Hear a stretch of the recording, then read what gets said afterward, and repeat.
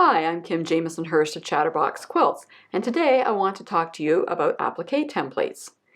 I have applique templates available for sale on my website, and I have two of them here today, and I'm going to show you what you can do with them. This one is called Becca. It's a flower, as you can see. And the other one I have is called the Large Peacock design. And they look a little bit different, don't they? That's because the Becca flower one is done as an applique design, which is what I intended when I first designed these applique templates. It is fusible web applique, so it's just been fused down into the background. But what I did on this one to embellish it a little more is I used some hand stitching on it to give it some more interest. So it has just a running stitch on all the different pieces to keep them down. And I have used pretty much coordinating thread on them. So I've got yellow on the one flower, a dark pink on the interior here, green. And then I've gone around and done the quilting also with a large running stitch. So I've done that on the background.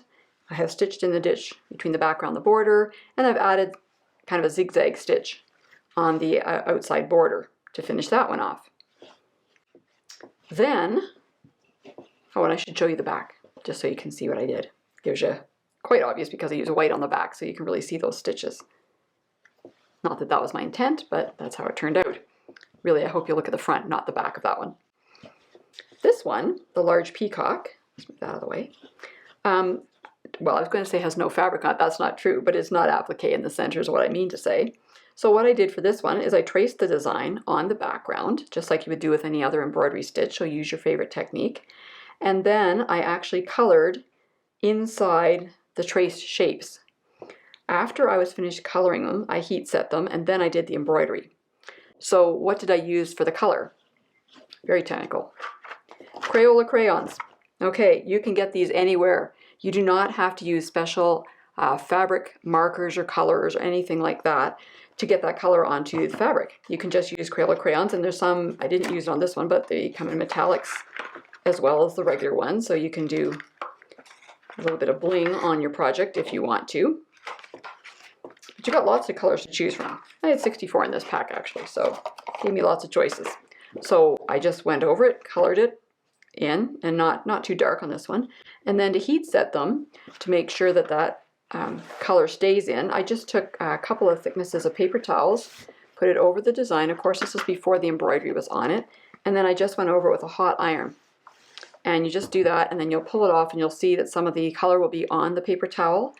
You can switch, you can fold it in this way, go to another clean section, go over it again until you don't see more color coming off. At that point in time, the color is set on. I wouldn't suggest washing it, but the color's not going to be coming off of it. And then I went around and I did embroidery stitches. I just used a back stitch on this particular one. I used a bit of variegated thread for the body here. And I just did that, and then I actually added the borders, of course, and machine quilted it as I usually would. The other thing you can use for this type of project, Staedtler has these watercolor pencils that work very well. And you can sharpen them just like a regular pencil crayon, and they're soft, so they can go on. You can add color to these if you want to blend them a little bit, so they're quite nice to work with as well. So what can you do when you've got this applique template and you want to create something with it? Well, you could do a little wall hanging like I did with the Becca one, and same with the Peacock one too. This is a little wall hanging.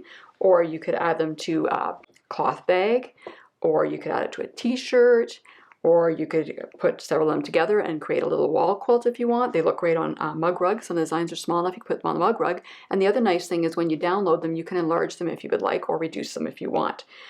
Sometimes when I'm working with an applique shape and it's larger than what I want to do for the embroidery, I'll reduce it down because the embroidery is more fine, refined look. So you can do that with it, and it works very well as well. So if you haven't had a chance to check out my applique templates yet on my website, please do so, and I'll be really interested to see what you create with them.